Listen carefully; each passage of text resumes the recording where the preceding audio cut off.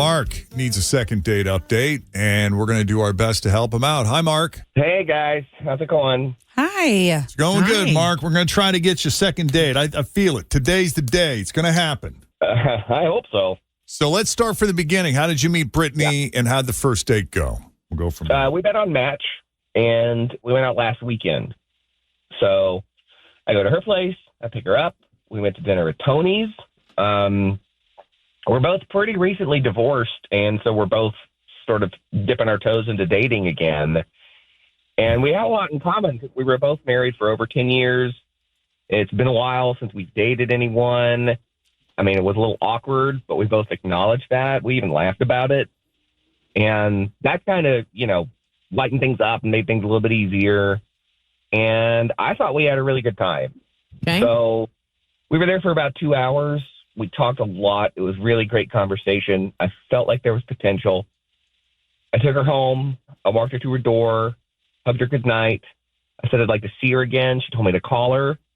So I did, but she didn't pick up. And so I texted her. She hasn't said anything. She hasn't replied. So I don't know. I'm just curious. I'm really new at this, and I just really want some feedback. I think 2 hours feels like a really long time. Yeah, if you're not having a good time, you're not going to hang out there that long. No, not unless you're at a restaurant and the food just is coming that slowly. Right. Unless you just have no choice. If you want to finish your meal, you have to sit there. Because that is a lot of talking. I mean, we talk for 4 hours every day. Only how much of those 4 hours do you think are actual conversations that are on the air, that are... Because, when songs are playing... Now, I will say more now than ever. I'd say close to half, maybe. Half of that? Yeah. So because that would be... So think about how much talking that is. 2 hours. We don't play nearly as many songs as we did 22 years ago. If we're playing a song, it's because one of us had to use the restroom. Right. Or Jeff needed to heat up his breakfast wrap. Yeah. So that's a lot of talking. Yeah, but you said that she told you to call her. You expressed interest in seeing her again, and she said, call me? Yes, she did. Okay. They're both recently divorced. They met on Match, so they're fairly new to the dating scene. And we hear stories like this. It's not the first time we've had a couple of divorcees meet up who were still trying to navigate their way through the awkwardness of getting out there. But at least they had a sense of humor about it. They both acknowledged it and spent a lovely 2 hours over dinner getting to know each other. And it sounded like the perfect first date. He was a gentleman. He took her home, walked her to her door, gave her a hug, said, I'd love to see you again. And she said, give me a call. Call me. You know how to call me. You got my contact info, and that's what he did. But she's not responded to his texts or phone calls, and this is where we are. So we're going to call her up and see what she really thought of Mark and her date with him. We're going to put her on the spot. Is there anything else, Mark, you want to add that you think is important or pertinent? I don't think so. We just had a lot of great conversation. I love to talk. Love that. Let's see if she likes listening as much as you like talking.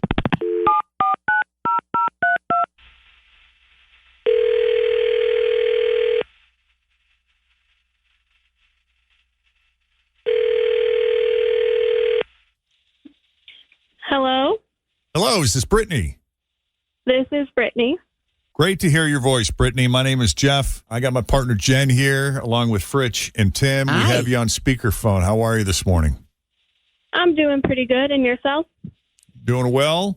We co-host a morning show on Q102. Don't know if you're a fan or if you've ever had a chance to listen, but we were hoping you'd come on the radio and chat with us for a few minutes. Sure, I'd love to. Oh, wow. You're so agreeable. Nice. I love this. She's so nice. I feel like this first meetup is going really well. No wonder she was so easy to talk to. That's right. Pleasant. Well, let's get right into it then. We spoke to Mark, the guy you went on a date with recently. Of course he called you. Of course he did. Why do you say that? Why? He thinks he belongs on the radio. Really? Yeah, he's had people tell him that he has this great voice and should be on the radio. He did have a pleasant enough voice. I thought he was well-spoken. He's told me that several times. And this was on the date? This is on the date. And he just kept talking like he was on the radio. Do you know what I mean? Hi, I've got this deep, sexy voice. And, Hey there. Hey, I was thinking that maybe we should order some of those Aussie cheese fries. Yeah, well, it was with this really deep, over-expressive, over-articulating, used car salesman kind of voice. Hey. Did he do a Yeah. finger shoot to accompany it? He could have. It was just weird. I don't know if he was trying to be sexy or what, but no. He didn't do it No. for you? No. Oh. Well, I wasn't picking up on that talking to him, but then again, I don't think he was trying to impress us like he was trying to impress you. Yeah. Yeah. Well, let's bring him into the conversation. Is there anything else, by the way, that was off-putting about him that you want to add, or is that it, pretty much? That was about it. Just his weird car salesman voice.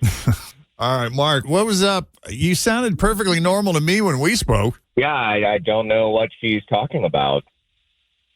Now I'm trying to hear it. I know. Because this is not an unfamiliar situation. Like, we have met so many people over the years, and I do believe it's probably 98% men who will say, I've been told that I've got a voice for radio. I've had a lot of people say that, I should be doing commercials for a living, or, I should be doing some voice work because, I just have that voice. I have been told I have a great voice for radio, and I'm sure you guys can hear it right now. Of course. I don't know. Sure. Try to sell me a Honda. Go. Would you like to drive this new Honda Accord? Ooh, Not bad. feeling a bit excited. I think we've all worked with people, though, that have amazing voices that absolutely are horrible DJs on the radio. Because they have their personality. It's not just the voice. Right. Yeah. That's only a piece of the Right. puzzle. Right. Right. And there are a lot of great, fantastically successful personalities who don't necessarily have what you'd consider to be the quintessential smooth, deep radio Right. voice. Thanks, Jeff. Well,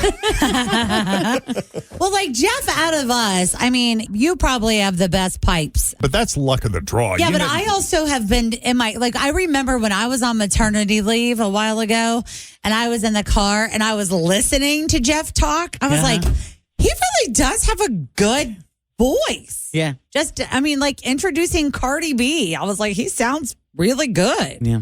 Thanks, Fritchie. You're welcome. She had to go on maternity leave to To really recognize you. Well, it's different when you're sitting across from it and then when you're in the car and it's coming out the speakers. Yeah, It is different. totally. Yeah. She got surround sound, Jeff. I did. Well, I don't know, Brittany. I mean, what do you want to do with this? Did you tell him how annoying that was the other night? I might have implied it, but I definitely didn't tell him. Yeah. And what are your thoughts, Mark? I mean, we didn't really ask you how you felt about her. Oh, no, I really like her, but, I just keep thinking now that I'm talking to you guys, if it doesn't work out, or whether it does or doesn't, you guys need any help over there? Do you do any other voices? Do you do like the NPR podcast voice? Let me try.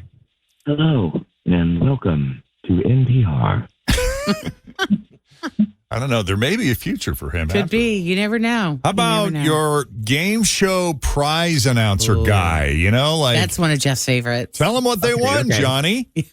A brand new car! Hey! Jeff, are you going to give him the talk about how hard voice work is to get into? Or are you going to keep feeding his dream? And No, I don't want to kill the dream. You don't want to kill it? No. Don't do that. All right. Because it might be so natural. You never know. Anything is possible. Yeah. Anything's If possible. you dream it and believe it, it can be. You already have connections, so maybe we could talk. Jeff is in this voiceover group. That's true. He goes to lunch and stuff. Yeah, I go hang out at lunch with other AI voices. Hey, Brittany, would that be a good second date? There you Oh, go. God. It could be a first date for you and An Jeff. AI second date. Yeah, I never know what to say to people when they say that. Like, hey, you got connections. Are you guys looking for any help? What do I tell them when they... You say you go to WKRQ.com, and at the bottom, there's a little link there that you can click on that says we're hiring. And then you can pull up the stuff that you can see what available jobs we have in the building. Ah, you're pretty good at this bull thing. Or you could hit the little, what do we call it? The little microphone button the talk back. on the app, and you can send us stuff like this. Hey, Jeff and Jen, I want to say thank you guys for your wonderful work that you do. I listen to you guys. That's Jerry. That's our listener, Jerry. He actually does do some voice work, doesn't he? He's our best friend. Yeah. All right. Well, good luck, you guys. We're going to set this up with Mark. So, Brittany, you'll be hearing from Mark again very soon. Oh, boy. On a radio near you. Yep. All right, now sign off. Thank you for listening to Jeff and Jen. We'll be right back. That's pretty good. That is pretty good. So if you need any help with the second date update, all you got to do is send us an email. Jeff and Jen at WKRQ.com. All right. We got, let's see, one letter of the alphabet, 10 questions, and $1,000 on the